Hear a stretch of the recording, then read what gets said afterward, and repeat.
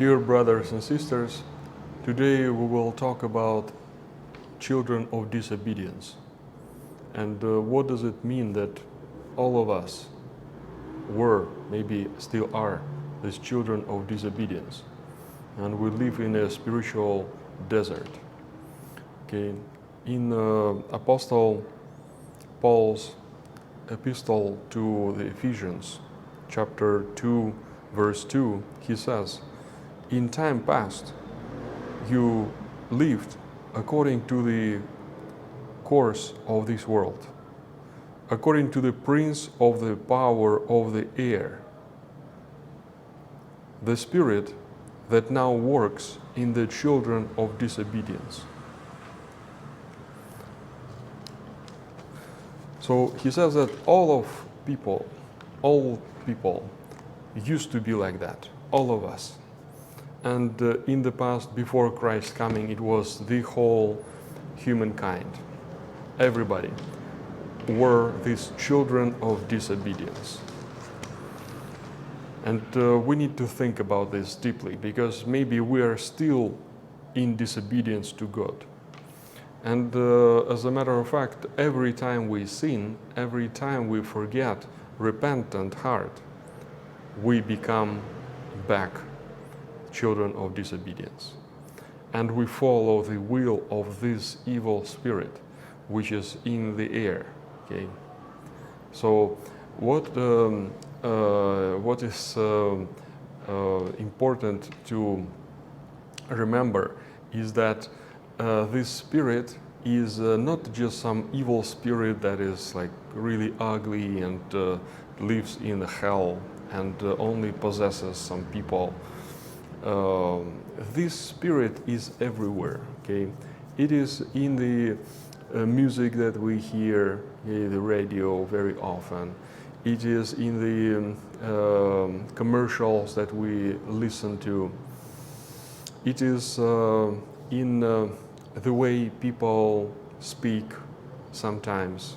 Okay, this special spirit that brings evil things. Okay, it brings evil associations. It brings lust. Okay, it brings desire to buy something. Okay, all advertisements are full of that spirit because they want to entice you to buy something, and they try to prove that it's better than anything else, and you cannot do without it. Okay, they want you to focus on something else, on what to eat, what to drink, what to buy, dress, and they really want to drag you away from God, from thinking about God. Just think about this world, what to do, what kind of vacation, how to enjoy, how to earn money, how to save money. Okay, they want you to completely be away from that, away from the path of God. Okay, and in the time of Old Testament, saints are telling us that at that time everybody was under the Spirit. Everybody. Now we think, well, it was such a nice time because it was people were close to nature and they were not as deceitful as now. Okay, they were more simple people. But actually, even from that time, the situation was quite bad, because all of them, all pagans, and even the people of Israel, all of them were under the influence of this evil spirit, this prince of air, prince of this world. And especially pagans, they were completely dragged into that kind of lifestyle. But people of Israel, they were trying to get on the right path because they had the name of God and they had the law of God that God gave them. But even with that, very often they drifted away from righteousness, and we had prophets who were calling them to come back because they were dragged by that spirit of this world. And this spirit is in enmity with God. And this is why um, all of us, okay, all people are called children of disobedience. Okay, we disobey God. We do what God hates and He doesn't like. Okay, but we like it. Okay, and we do that. We're against Him. Our will is going in different direction.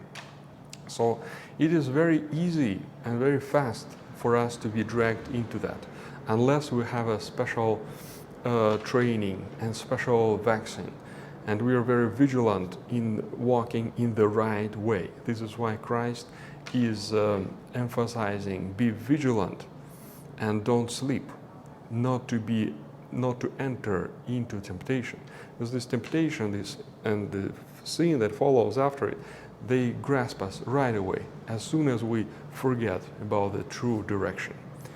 So for us, if we really want to follow Christ, we need to be aware of that. We cannot just relax and sort of walk around.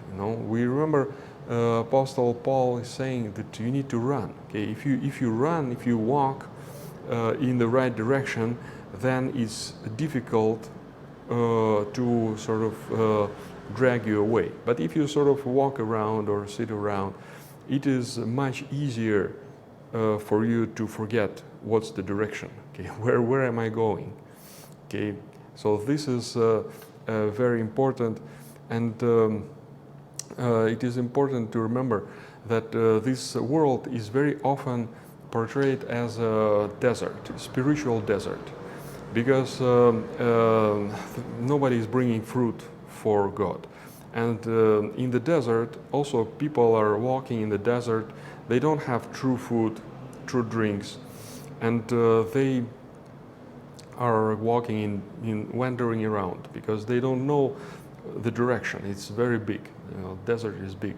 It's huge, and the wind very often blows strongly in the desert, and people are walking where the wind is blowing. Okay, today is blowing that way, and tomorrow that way. This is the way the world lives. This is the way most of us live. Okay, where the wind blows, and we are in this desert. But the Lord wants us to create oasis with His help. He will help us to be immune from all that stuff. Okay, to have fruits and plants growing and blooming, and He wants us to be in comfort and to be free, okay, and to have spiritual celebration and not to have this suffering all the time. Okay, so let us remember that. Let us create these oases. Okay, we cut away all these things which sort of try to drag us into some wrong direction, and we need to feel, is there a Christ? Okay, because it's only by the name of Christ, through the name of Christ, that we can gain this power to avoid all of that stuff. Okay, unfortunately, many people heard about Christ and they know the Bible. Okay, they heard about it, but they don't know what's the true church. Okay, they don't know that it is in the Holy Communion that they can receive Christ Himself, His body and His blood, and to have health of their souls, recovery, and true faith and true wisdom coming directly from Christ. So let us be aware of that. Let us put this the first priority, the utmost priority, and to do what Christ wants, to become children of Christ and not children of disobedience. May Lord help us and give us His blessing. Amen.